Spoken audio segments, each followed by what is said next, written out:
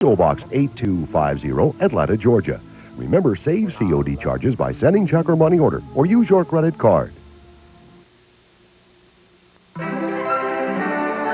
This is CNN.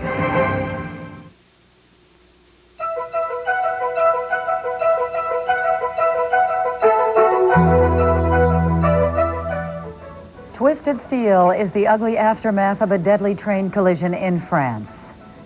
And James Baker enters the home stretch of his marathon efforts to arrange a peace conference.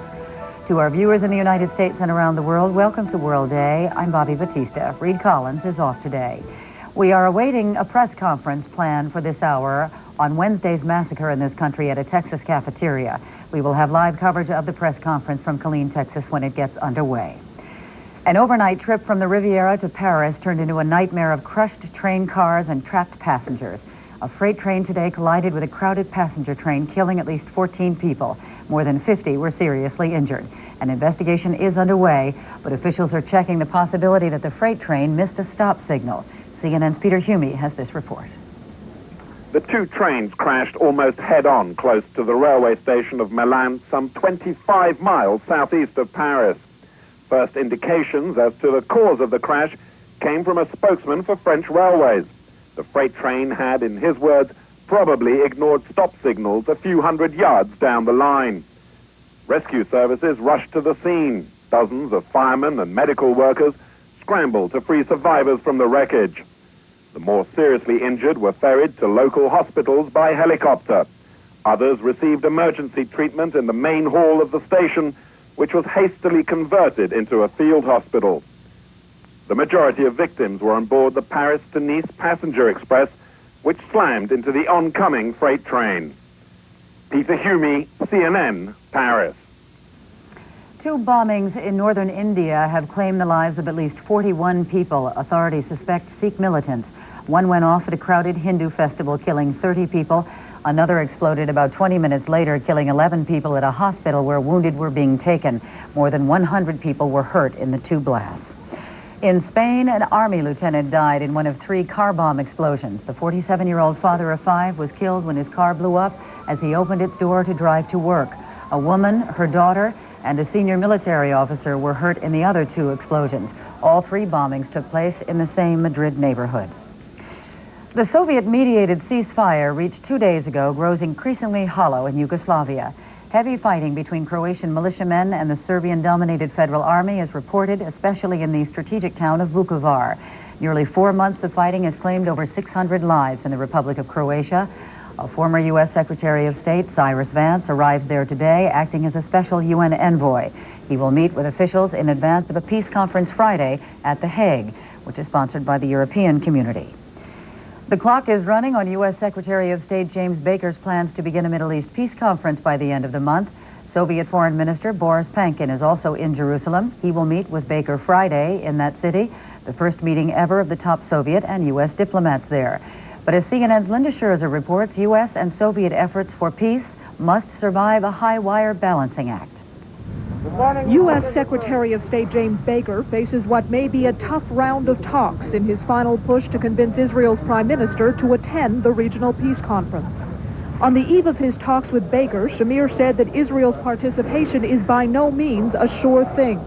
A senior aide to the prime minister says that though the Israelis are cautiously optimistic, they do have reservations, among them recent moves by Syria and the Palestinians, which could still force Israel to back out. Well, everything is possible, and we will decide about it after discussing all the questions on the agenda. The Israelis are concerned by Syria's decision to boycott a crucial phase of negotiations. This is CNN Breaking News. We interrupt our regular programming to take you to Killeen, Texas momentarily for a news conference there. To set up the story, neighbors described the gunman behind the Killeen, Texas massacre as a frightening loner. George Hennard drove a pickup truck to the window of a cafeteria during lunchtime Wednesday and came out firing a semi-automatic pistol. He killed 22 people before killing himself. Let's now listen to the Chief of Police of Killeen, Texas. We get y'all to rotate to the mics whenever y'all can break.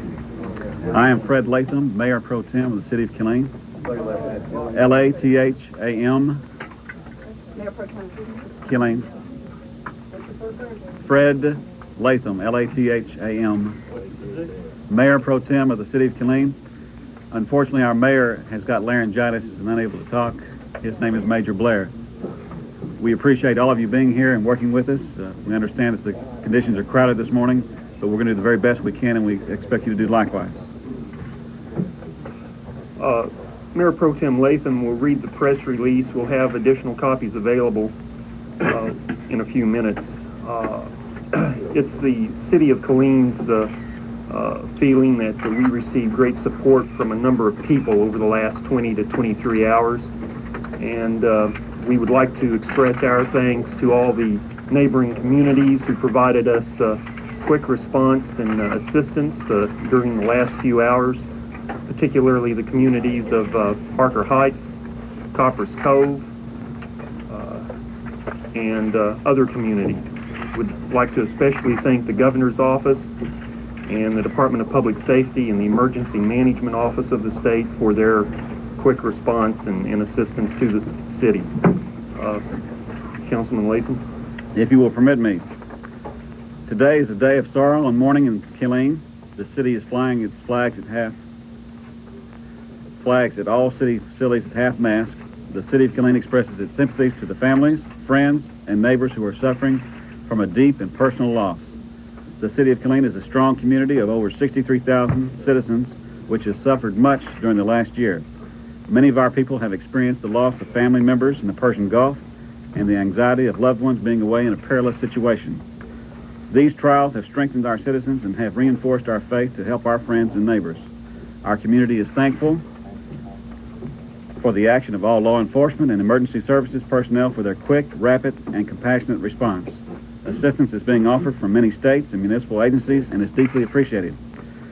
The Killeen community expresses its thanks to all neighboring communities who responded to our aid yesterday to offer comfort and help. In addition, I talked to the president of Libby's last night. He has asked us to set up a trust fund as a memorial to the victims and their families. He would like for me to announce that he is, Libby's Corporation is donating $100,000 to date aim. And thank you. Just one more word. Before you go, did the president say anything about closing down this restaurant like they did out in California with McDonald's? Is he going to reopen this restaurant? I think that will be announced shortly that he will have a press conference at 10 o'clock this morning, and I think the police chief will make that announcement. Where's that going to be? I think he's going to make that announcement in just 1 minute. To aid the casualty victims' families in their hour of need. And we are asking anyone else who would like to make a contribution. The fund is going to be set up at the First National Bank of Killeen, Texas, and the name of the account will be Operation CARE, C-A-R-E.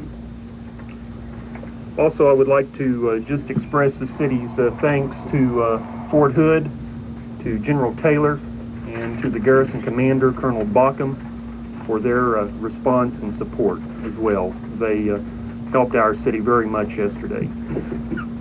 That's all I have, Chief. Thanks. The president of Luby's, Shirley. Mr. Pete Urban will be having a press conference at La Quinta Motor Hotel on U.S. Highway 195 at 10 a.m. So he'll be able to answer any questions you may have regarding Luby's position in the incident. What I have here, if you pass them around, I've only got 50 copies presently. We're having more copies made. They'll be down at the information desk at the first floor of the police department. It lists the deceased who we have been able to notify next of kin. There are 19 that we've been successful so far. And it gives updates on those people who are hospitalized and their condition. So if y'all would pass these around, if you don't get one within 15 minutes, there'll be an additional supply at the information desk.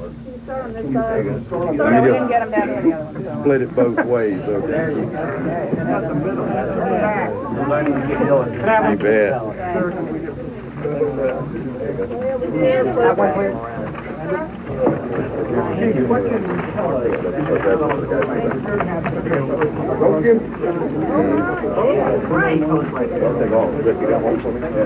Okay, what we have are some, unfortunately, not great quality Xeroxes of the only photograph we've had.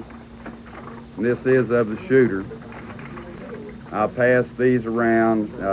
If you need some more of them, we will attempt to get those done as quickly as possible. Chief, is it hold that right there? Chief, is it possible to take the original and put it up on the bulletin board? If I had the original, I'd sure do it for you, but we're working off a Xerox copy ourselves. You know what this picture is from? Chief, can you see him over here, please? From a Merchant Marine application. What do you know about him at this point? Apparently he was in the Merchant Marine. Still, guys, down in front.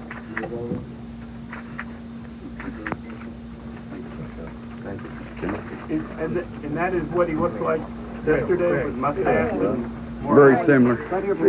He should have a mustache. What are you? Surely. You have one left that you can hold up, Chief? No, don't have a one. To understand what prompted this person to do this. What clues are you coming up with right now? Okay, main thing that that y'all need to understand is liking this whole thing to a jigsaw puzzle. We're still in the process of collecting pieces of that puzzle, trying to put them together.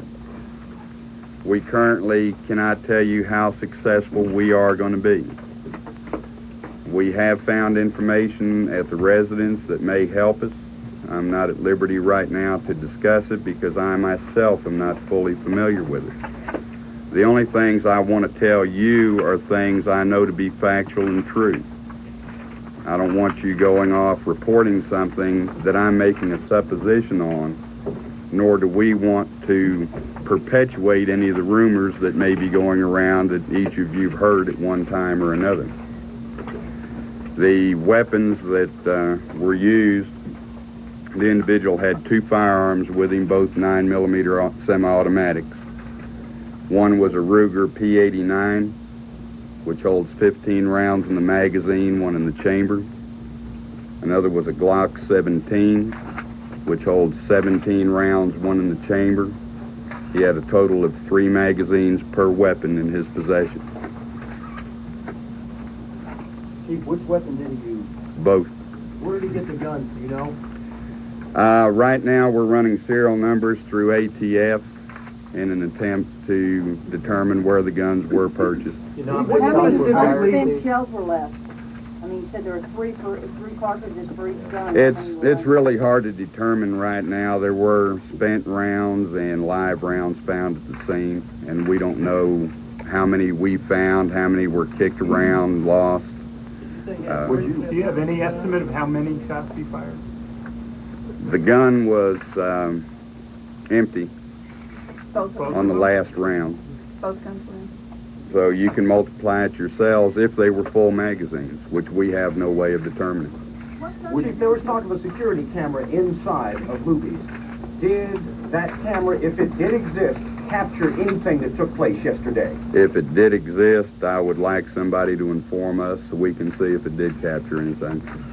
Criminal background? Found at his home, did any of them say that he was about to go do this, or is it simply background material that you hope? It's simply background material that we hope will help us put the puzzle together. There has nothing been found that directly impacts on the tragedy that occurred yesterday. Chief, what are the questions, the key questions you would like to have answered, and who are you talking to? We're talking to family members, anybody that knows him, that has any information they can give on his emotional state, his personality.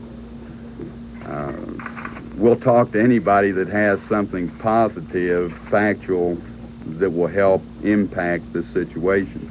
Did he have any firearms? With Killeen, no. He's been arrested prior in El Paso several years ago. What was that? It's for narcotics possession. I think it was just 1 joint of marijuana, was minor. We won't know until the results of the autopsy are through and published whether the individual was on drugs, whether he was intoxicated or whether he's just emotionally unstable.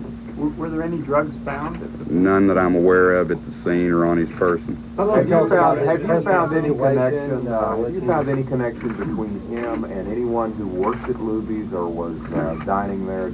We found no connection whatsoever with any employee of Luby's, any of the patrons that were there at the time. What about any connection with Belton or with Bell County? You'll have to repeat that. What about any connection with Belton or Bell County? Because nothing that's confirmed. You know, if you find out what he was referencing with these statements, let us know, because the way things have been going, sometimes you're finding out quicker than we are. Any word on the Matthews boy that was supposedly missing? He's been located. Were there any drugs found at his house? Not that I'm aware of. Chief, was he being treated psychologically? Was he, Not that we're aware of. You know, those are... Would you lead us, could you lead us step by step as to what your officers encountered when they arrived? I'll be willing to do it one more time. About 12:41, we were notified of the incident occurring at Luby's. We had a police training seminar ongoing at the Sheraton Hotel. It was on motor vehicle theft identification, being instructed by Department of Public Safety personnel. We had 2 narcotics officers at the city maintenance facility dropping a vehicle off when the call came in. Those 2 officers responded. 1 DPS instructor and 1 Killeen Police Department criminal investigator responded immediately from the Sheraton. When the officers arrived, they stopped, evaluated the scene. They drew fire from the suspect. At that point, Killeen police officers and the DPS officer entered Luby's, exchanged gunfire with the victim, or with the offender. The offender evidently took his own life at that point. Had the response not been as prompt, I'm sure you would have seen higher fatalities in Luby's itself, because those rounds that were directed at police would have been directed at patrons had they not been there. Yesterday you said you'd been to the scene yourself. You declined to give us your thoughts. Will you now tell us what your feeling was when you first walked into that restaurant? Well, you know, it's a trite phrase, but you can't put it in words. There is no way to describe the tragic scene that we saw. And I wouldn't attempt to put it into words, because that would do a disservice for those that died at Luby's. Can you give us a description of how you assess Hennard? Was he mentally unstable? Was he... See, these are the things that... Do we have any kind of profile on him yet? What y'all need to understand, these are the things we're digging, trying to establish. We don't have enough on him yet to do any psychological profiling. The FBI Academy in Quantico, Virginia has people trained to do psychological profiling. So whenever we get enough information for them to act on, then we'll see if we can find something from that end. We really know more about Kennard than I've basically told you right now. We're still in the ongoing process of trying to identify bits and pieces of information, trying to piece them together so we can profile the individual and try to figure out why it happened in Killeen and why it happened at Luby's. We may never know the answers, and we may be able to find them. Let me follow that up. Let me follow that apparently was in the Merchant Marine. He's currently unemployed. And he lost a girlfriend? Any confrontations? Recently? We're not aware of it if he has. We're not aware of any confrontations he's had with anybody. Chief, what about his recent divorce, hate letters to daughters of neighbors? Do you find any indication that he singled out women in the restaurant? What about linkages there? Okay, right now, the only thing I can really tell you is that is one avenue of the investigation, and we're not... Describe a little bit of that? No, not really. I don't have personal knowledge of it. That's still in the hands of the investigators that are out on the street, doing the work, trying to piece it together. What's one avenue of the investigation? I'm sorry, what is one avenue? Well, we're examining all avenues. The question was, were we examining the avenue directed towards women? And yes, we are. We're examining any avenue that seems rational to examine. Was he Have you been able to confirm through family members that he was in fact divorced? As of this time, to my knowledge, I am not aware of whether he was divorced or not at the time. Chief, did you three of your officers inside? How many rounds did they shoot? What kind of weapons were they using? The officers in Killeen individually purchased their own handguns. They're not furnished by the department. As far as I know, they were 9mm semi-automatics that the officers were carrying. How many shots they fired? I couldn't tell you. I couldn't tell you how many the shooter fired either. There were reports they ran out of ammunition. Is there that some of your the Killeen officers ran out of ammunition and had to reserve? One officer that was in training school only had one magazine with him because he was off duty in training. And, of course, when you go to training school, you don't carry the ammunition you normally carry on duty. How many times was Hennard hit before by your officers before he shot himself? I could tell you only several because I don't have an accurate count yet. We'll know when the autopsy results come in. It's very difficult to try to use x-ray vision and look through clothing to see how many wounds somebody has. Do you know if any of the patrons in the restaurant were hit in the crossfire between the officers and Hennard? At the present time, we don't feel so because everybody was down. The only people that were up were the officers and Hennard. Have any officers or citizens been cited as heroes in this? Well, it's really too early to tell, and what do you interpret as a hero? What about the gentleman who chairs to the back window? That gentleman we fully intend to recognize. The officers themselves are fully professional. They acted professionally. We'll recognize those officers as it becomes necessary. Was the person who threw the chair through a business person or a GI? It's just an average citizen as far as I know. I don't have his name, not now. Chief, which of the family members are you speaking to? You said you were interviewing members of his family? Brother-in-law and a sister. Has a mother, and she is out of state. Have you contacted as far as family members, sir? I'm not sure if the mother's been contacted or not. How about the father and... Don't know if there is a father yet. The father shot up the sister? The investigators have, yes. Chief, wait a minute. Excuse me, Chief. I hate to ask again. Can you speak up? Because we have Surely. reporters in the back that can't see you, much less hear you. Chief, some neighbors of Hennard told us that they believe the rampage may have been rooted in the fact that Belton asked him to prop up a wall around his property, and he was upset over that, a brick wall apparently, and there is one standing there, and there seems to be supports on it. Do you know anything about that? No, we don't. Any idea where he had been prior to going to the restaurant yesterday? No, we have not been able to track his movements prior to the incident yet. And as I told you before, that's part of the investigator's job right now, is to try to determine every fact we can about him, including movement tracking. There have been reports that he had been at the Sheridan, perhaps only yards from the officers moments before all this, and got into a confrontation there. We have nothing to support that allegation. Any narcotics? As I repeated earlier, we have found none. Did he leave behind any notes or documents or anything that would indicate that he was planning to do this or that he wanted to commit suicide? Or He left behind nothing that we have found that would indicate this incident would occur. Were there any other weapons in the vehicle? Not that I'm aware of. Does your department have any record, or any neighboring police department have any record of any complaint involving this man and women recently? Not that I'm aware of. Were there more women than men in the restaurant, or was it equal, or what was the... Yeah, I really don't know. We're still trying to figure out how many people were in the restaurant. There were a greater percentage of women killed and injured than men, and that's all I can really tell you. Chief, can you describe the incident?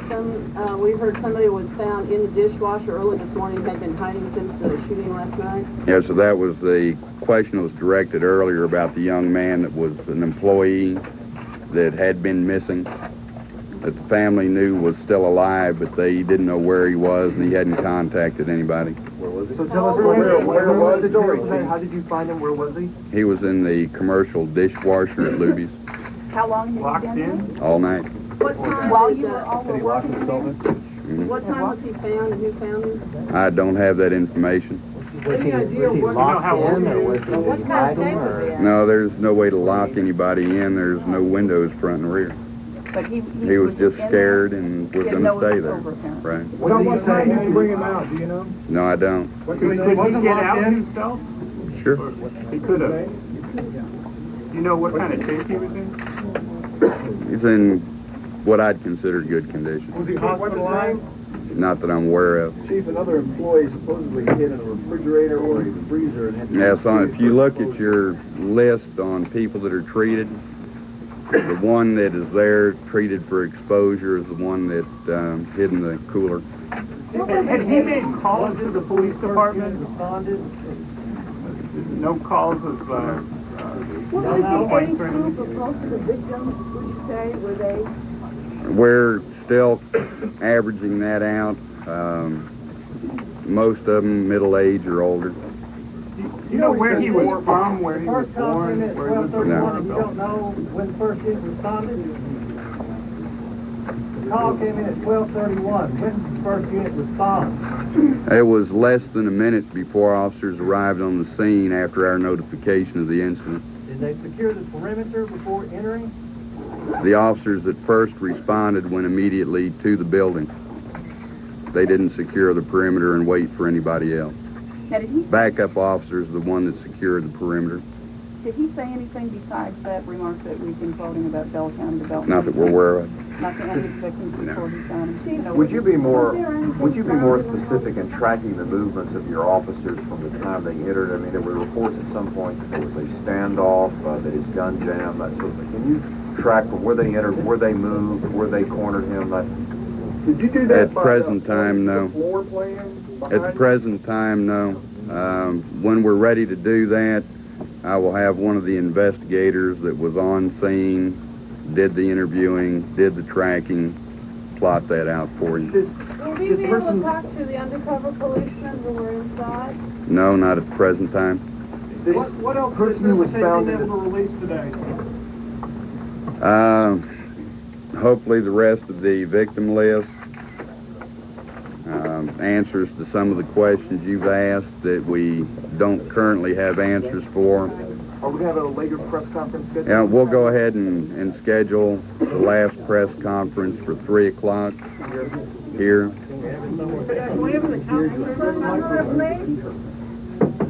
Can't hear you. The council chambers is being used for victim assistance meetings. And if y'all want to do it outside, that's fine with me. This person found in the dishwasher. Can you give us summarize exactly how that happened? And Chief, all the details, can you summarize that? May be able to at 3. I can't currently. How old was it? Was this a young person? He's a younger person. Was Yes. it a teenager? If y'all want to make anything with the president of Luby's, y'all are going to have to do it now. It is going to take a while. What type of ammunition? Hardball, hollow point? Not sure yet. You said he had no rounds left? No, he directed. Few clues and many questions left unanswered as city officials and police of Killeen, Texas discuss what has become the deadliest mass murder in U.S. history. 35-year-old George Hennard, carrying two rather than one as originally thought, 2 high-powered pistols, drove his truck through the window of a cafeteria in Killeen, Texas, and methodically moved through the crowd, killing 22 people before killing himself. The motive is still a puzzle at this point, but many people describe George Hennard as a frightening loner. We will continue with our regular programming right after this break.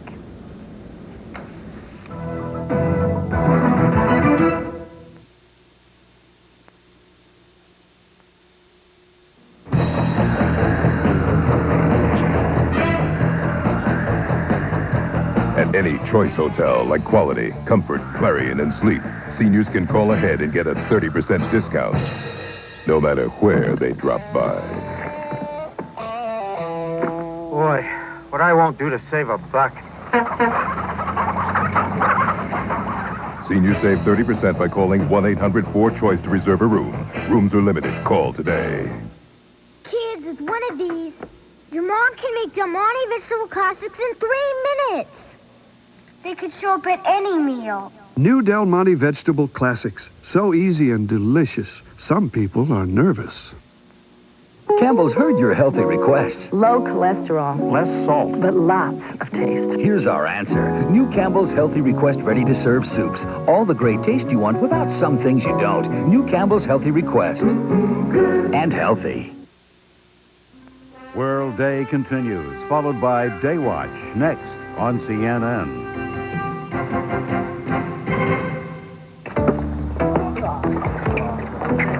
Yeah. So I dropped by my buddy Jack's house the other day. I find him with a strange expression on his face, which can only mean one thing. He's thinking. I'm tired of having to read everything to keep up with sports, he says. I'm no Evelyn Wood, you know. This from a man who thinks C-Spot Run is a tongue twister. Hey, I said, there's one place you can get it all. The Sporting News. It's the only magazine that gives you baseball, football, hoops, and hockey 52 weeks a year. It's got stats like you've never seen, and reports on every team, even off-season. To top it all off, the Sporting News has awesome special issues, and they don't cost you a penny more. Sounds like the Sporting News is all I need. So what's it going to cost me? Look, just call this toll-free number. You get a whole bunch of issues for just a few bucks. You can spread out payments, even charge it. Gee, Jack says, I can get it all in the Sporting News and get the best deal around? For a brief, thrilling moment, the wind whistling between Jack's ears was stilled. The Sporting News, more than just the score. This is CNN.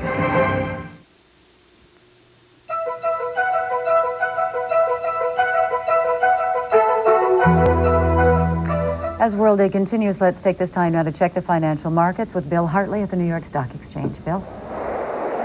Bobbie, stock market's trying very hard to hold on to its record high set yesterday. Early on, some inflation worries were depressing Wall Street investors, but right now the Dow Jones Industrial Average is off only about a half a point at 3,061 1/4. Volume is quite heavy. 53 million shares have traded so far. Dow had been down as much as 23 points early on. Declining issues leading advancers by a 7-4 margin. The broader in the secondary markets, all posting losses. AT&T is feeling the effects of its merger with NCR. Telephone posting a $1.8 billion deficit in the third quarter after taking a $4 billion charge for that merger. Without the charge, AT&T would have had an $850 million profit. Telephone up an eighth at 39 1/4. Here's that inflation news. Inflation in September higher than expected. Also, the trade deficit ballooned in August. Prices at the consumer level up by 0.4%. Excluding food and energy, what's called the core rate of inflation, up 0.4% also. The merchandise trade deficit swelled to $6.7 billion in August. Economists had expected the deficit to shrink. Exports down by 3%, imports down by about 0.5%. But there is one bright spot among today's economic reports. 13,000 fewer Americans filed new claims for unemployment insurance in the first week of October. Bond prices plunging nearly 1 full point on the rise in inflation and signs of economic strength. Traders are turning cool to the possibility the Federal Reserve will ease interest rates anytime soon. Treasury's 30-year bellwether issue off 26/30 seconds, the yield going up to 7.94%. After picking up ground in Europe earlier, the dollar is now falling off a half yen against the Japanese currency, unchanged against the mark, down a fraction of a cent against the British pound. Let's take a final check on the market. The Dow Industrials right now are checking at their move back up again to 5. I'm Bill Hartley, reporting live from the New York Stock Exchange. The Ukraine, a key producer of Soviet grain and coal, is refusing to sign the new Soviet Economic Relations Treaty. The deputy chairman of the Ukrainian parliament says the republic will not sign the umbrella agreement. He says an accord is necessary, but the current version lacks elements demanded by the Ukraine. A signing ceremony is scheduled Friday at the Kremlin. The accord, originally comprising 10 republics, is a key ingredient in Soviet President Mikhail Gorbachev's plan to preserve the Union. Poland was the first East European nation to give the boot to its communist government with the help of the Catholic Church. But a new public opinion survey of Poles finds many who say the church is trying to replace the communists as the controlling force in Poland. The poll was conducted by the Times Mirror Center for the People and Press. It finds 70% of the people say the church is too political. The church's support of an anti-abortion bill is one sore point. The poll finds a majority favors a woman's right to decide early in a pregnancy. And 30% say women have fewer rights now than under communism, leading some to accuse the church of having an anti-woman doctrine. CNN Special Reports has been traveling through Eastern Europe, examining the challenges that former communist countries face in the move to democracy. CNN Special Reports correspondent Larry Lamott takes a look at Poland.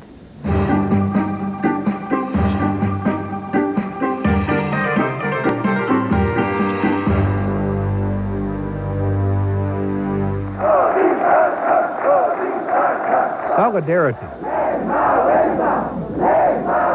Lech Wałęsa. Democracy. Freedom from communism. Za waszą pracę I za wasze zdrowie. Symbols of Poland. But many Poles believe those new symbols are being threatened by an old institution.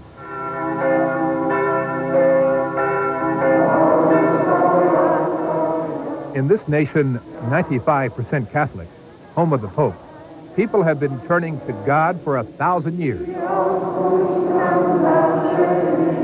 But some have begun turning away from those running God's church, accusing them of grabbing political power, abusing personal rights, promoting racism, ignoring the downtrodden and impoverished, and discriminating against women. It's very hard to explain why women are going to church, knowing that the Catholic Church doctrine is very much anti-women. From communism to Catholicism is the cry. The people who know people are hearing it every day. Even from my work, I can tell that the church is getting too involved in politics, and a lot of Poles are against it. This is something new. The amount of criticism nowadays was unheard of in the past. Graffiti is a popular form of expression in Poland, and some of it is yet another reflection of the growing anger about the Catholic Church. This one refers to Cardinal Glenn, head of the church in Poland, and this one tells the church to get out of politics. That cry reached its zenith when a church-sponsored anti-abortion bill was introduced to Parliament. The anti-abortion law proposed by the church is very medieval, I do not hesitate to say. Wants to punish not only the doctor, but also the woman. The power of the church is ruling souls, not using bills and politics and police and jails. People have to be free, ruled by their own opinion, their own conscience. Polish hospitals are already feeling the power of the clergy. If they perform abortions, they don't get money and equipment from the church. The director here won't even discuss his hospital's policy on abortion. Is it a fear of the Catholic Church, sir, that makes you not want to talk about it? Dorota has just given birth at this same hospital, but emphatically believes abortion is a personal choice. The church is too powerful and would like to create our reality, political, social, every aspect of our lives.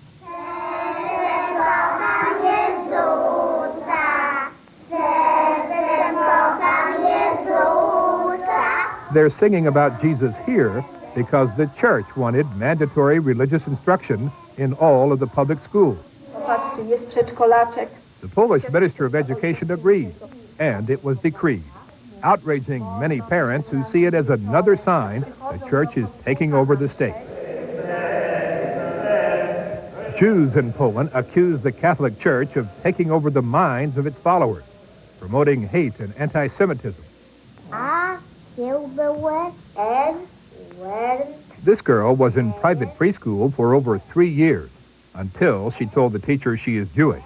She was immediately kicked out of school, inflaming her mother.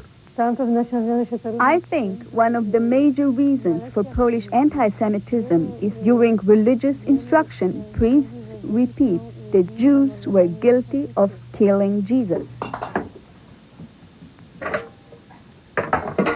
Vyacheslava Orden, a devout Catholic, accuses the church of killing her faith. She is not alone. In a country where high unemployment and inflation have wrecked pocketbooks, many people believe their cries for help are being ignored by spiritual leaders. The 29-year-old factory worker has the only job in her family. Despite her long hours, it barely pays enough to put food on the table. Yet during confession, a priest told her it is a mortal sin to make love for any reason other than having children, and criticized her for not having more children. I think he was shameless. Most certainly, I would like to have a child that would be happy. But if I would have to raise it in poverty, I would rather not have the child. With the financial conditions I have, I would have an abortion. Vyacheslava's family includes her husband, an unemployed coal miner, her kindergarten-aged daughter, and her invalid mother. My mother was severely ill. I went to church and cried a lot. All I wanted was some spiritual support. Two priests just passed by. They were not interested. During sermons, when the priests speak of mercy and compassion, I feel this anger. Elections are drawing close, and at the last sermon, I heard things like, "Dear parishioners, support such and such party because it supports the church, and it will give everything to the believers." What I don't want is making Poland into a second Vatican. We Poles have the right to make our own decisions, not the government or the church. We chose a democratic government, hoping no one would impose anything on us. In spite of our desires, the church is doing this. Church leaders deny they've replaced compassion with a passion for power. They insist most of the people support the church and characterize those who don't as former communists or people disillusioned by poor economic conditions. There is much poverty now, and the church and democracy are being blamed. Former communists are fighting against the church, against religious lessons in the schools, accusing the church of playing a political role in the country. We have political influence, but we are not interested in it. We are crusading for moral values, not political ones. You can't expect the bishop to say abortion is not a sin, or killing a human being is not a sin, because the bishops have fought against abortion throughout Polish history.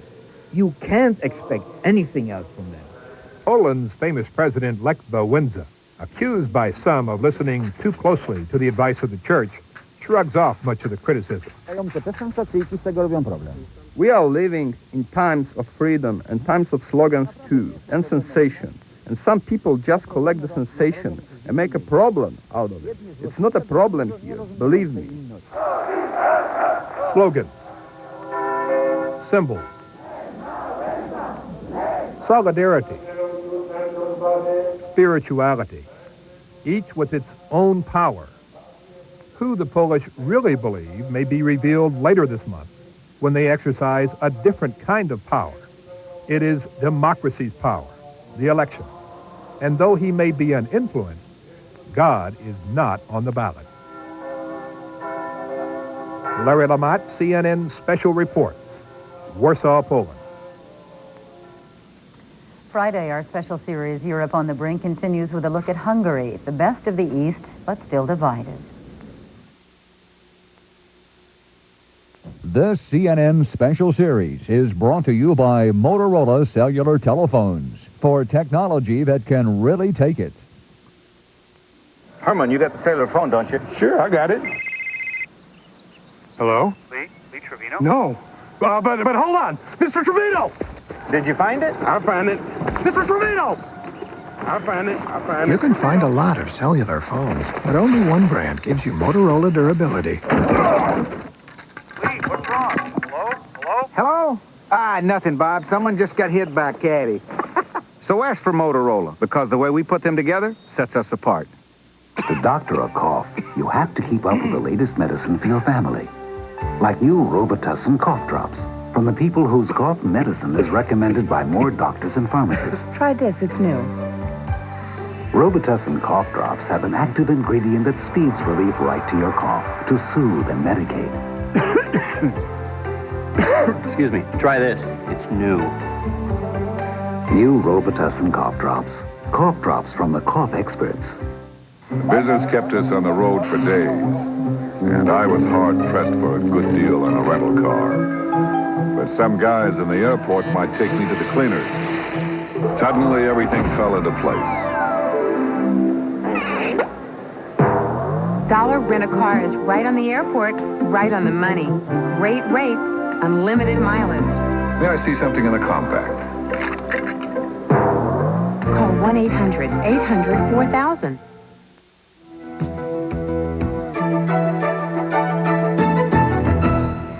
I'm Donna Kelly. Coming up at the top of the hour for U.S. viewers, Congress debates a crime bill that includes a ban on some semi-automatic weapons. That's as a small Texas town tries to make sense of a massacre. And bad news for Social Security recipients about next year's benefits. Those stories and more coming up on Day Watch at the top of the hour. Bobbie? Donna, NATO defense ministers begin talks Thursday to plan nuclear and conventional strategy for the post-Cold War era. The two-day strategy session at a Sicilian resort could lead to a sharp 80% cut in the alliance's nuclear arsenal in Europe. The ministers say they may even go beyond the nuclear reductions proposed by President Bush. Exiled Haitian President Jean-Bertrand Aristide says he is willing to negotiate with Haiti's current rulers about a new government. Speaking on Venezuelan radio, he listed one condition: the jailing of coup leader Raúl Cedras. Mr. Aristide was ousted late last month in a coup led by Cedras. Cedras claimed Mr. Aristide was trying to be a dictator. In Soviet Armenia, Levon Ter-Petrosyan looks to be that republic's first popularly elected president. Preliminary results on Wednesday's voting show him taking a commanding lead. Ter-Petrosyan has been chairman of the republic's parliament. The popular politician has promised to lead an independent Armenia, but with economic ties to the rest of the Soviet republics. In Lithuania, euphoria over independence has been dampened by a controversy over amnesties. The nation's Supreme Court has placed a halt on rehabilitating thousands sentenced for war crimes by Soviet courts. It is suspected that many of these are political dissidents and not Nazi collaborators. But a study of 5 people whom the courts exonerated showed all 5 were actually guilty. Let's check the world weather tour now. Here's Valerie Voss. Beginning as usual, Bobbie, over the South American continent, our conditions for 12 o'clock Greenwich Mean Time. You see showers and thunderstorms scattered from Colombia down into Bolivia with some fog in some coastal areas along the west coast. A strong storm system off the coast of Uruguay producing winds of 35 knots at Montevideo. Rain has ended at Buenos Aires, but light rain being reported in Sao Paulo in association with this system. We're going to move westward and take a look at the Pacific region now, where you see a couple of frontal systems moving down through northern China. Drifting snow reported at Ulaanbaatar in Mongolia. A frontal system across Japan producing widespread rain through that region, across Taiwan, back into southeastern China. Some strong thunderstorms have been reported in Thailand, northern Laos. You do see generally fair weather across the Australian continent, windy conditions with a frontal system across New Zealand, and more of our conditions for 12 o'clock Greenwich Mean Time. We mentioned those strong thunderstorms in Thailand and northern Laos. We're going to show you a view of the Indian Ocean, and in that region we'll show you also those strong thunderstorms that you can just make out on the side of your screen across sections of Southeast Asia. But what we also want to point out to you is Tropical Cyclone 02S to the northeast of Madagascar is moving west-northwestward with winds of 40 knots. Another tropical depression is behind it. This system moving west-southwest. And of course, this is a view of the African continent. You see showers and thunderstorms in central sections.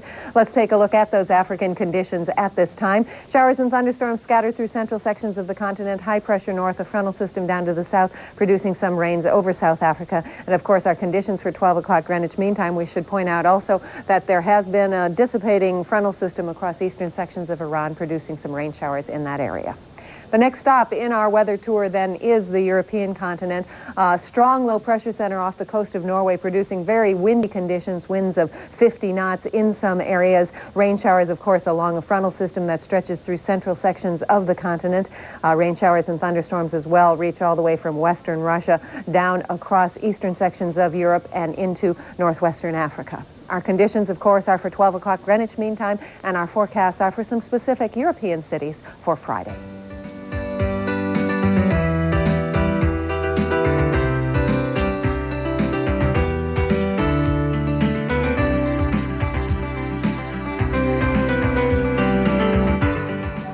We hope you have a good day, whatever your weather and wherever you are. World Day continues now with Bobbie Battista. Thanks, Valerie. We have this just in from the Supreme Court. Natalie Cornell Rehnquist, the wife of Chief Justice William Rehnquist, died today after a long struggle with cancer. She was 62. The Rehnquists had been married since 1953 and have a son and 2 daughters. Natalie Rehnquist died at the National Institutes of Health in Bethesda, Maryland. Still to come on World Day, Soviets contemplate the future. With a tough winter just ahead, how will they muddle through? We'll take a look at the mood of the people 2 months after the failed coup. Your Flex is back. I started using Flex years ago, but then they changed it. Bad idea. But they got smart and changed it back, and it's better than ever. Good move, Flex. The see-through bottle, the fragrance we love, balsam and silk protein, Flex shine and manageability are back in our hair. Our Flex is back, so we're back to Flex. If you're looking to maintain regularity, look here. There's a drug-free way to do it, and Kellogg's All Brand can be an important part, because a high-fiber diet, including Kellogg's All Brand, can give you the fiber you need for drug-free regularity. See the recipe on the box for another way to enjoy Kellogg's All Brand. All Brand muffins, all that fiber, all that great taste. There's no place like home.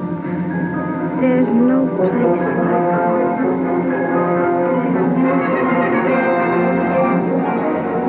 Just a reminder, a meter plain paper fax machine can get you anywhere in just seconds. Place like home. There's no place like home. For more information, call 1-800-ABC-METER. Grandma's got a date. What's a date? That's when you hug someone. Closeness. You might hesitate if you wore a diaper. So Johnson & Johnson created Serenity Guards, bladder control protection so advanced it holds as much as something 5 times its size and stays dry, locking liquid in. Grandma, are you gonna hug him? Hug me. Oh. Give yourself hugs for discovering Serenity from Johnson & Johnson. 2 months after the failed coup, Soviet citizens are doing some soul searching. They are trying to find their way in a world turned upside down, even as the specter of a hungry winter looms. CNN's Steve Hurst has this report on the mood of the Soviet people. What's that about old dogs and new tricks? The Soviets have been wrestling with that old saw for 6.5 years since Mikhail Gorbachev took the helm. 2 months post-coup at the end of the very best season in these northern latitudes. Learning those new tricks may be all that stands between these people and a winter of hunger, anarchy, and civil war. Maria Mikhailovna is coping quite nicely, fiddling the system a bit, profiting from the chaos. The state owns this land but does nothing with it, so she's claimed squatters' rights, turned the marshy patch of weeds on the outskirts of Moscow into a kitchen garden. Turning the ground in preparation for the approaching frost, she said she hadn't even heard about the coup until it was over, and said she wasn't too concerned about the coming winter. I won't be starving anyway, she says. I have potatoes and pickled cabbage. That's enough for me. I don't eat meat much. I don't have enough to eat. But just coping, craftily beating the system, is what the Soviets have always done. Alexander Alexeyevich thinks now that the communists have been swept from power, some change is finally in order. We've got to stop dreaming up programs, he suggests. Programs don't work. People do. The people need incentives, decent working conditions, and fair pay for their labor. But so far, the nation's leaders remain mired in endless debates about the future. And so far, nothing much is happening that would improve life or even guard against extreme hardship this winter. And as the Soviet Union struggles to patch itself back together, what passes for its government has almost thrown up its hands, turned the whole problem over to the people. People like system beater Maria Mikhailovna and her expropriated garden plot. People like shish kebab entrepreneur Ivan Mikhailovich, who has a little stand of his own in Gorky Park and some pretty basic desires. I hope, he says, that we will become real capitalists. And why, we ask? Why? So we can live like you. Steve Hurst, CNN, Moscow.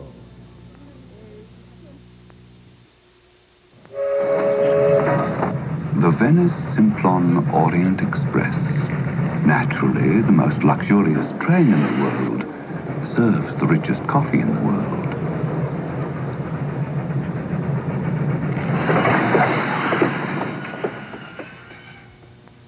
Oh, c'est impossible! Pas de café de Colombie! Vite, vite, retournez à Paris! 100% Colombian coffee, hand-picked by Juan Valdez. My father grew up in the Depression. I grew up in the 60s. He fought a war and I didn't. All we ever saw in each other were the differences. I think we fought because we believed there'd always be time to take things back, make things right. I think now's the time for me to do that.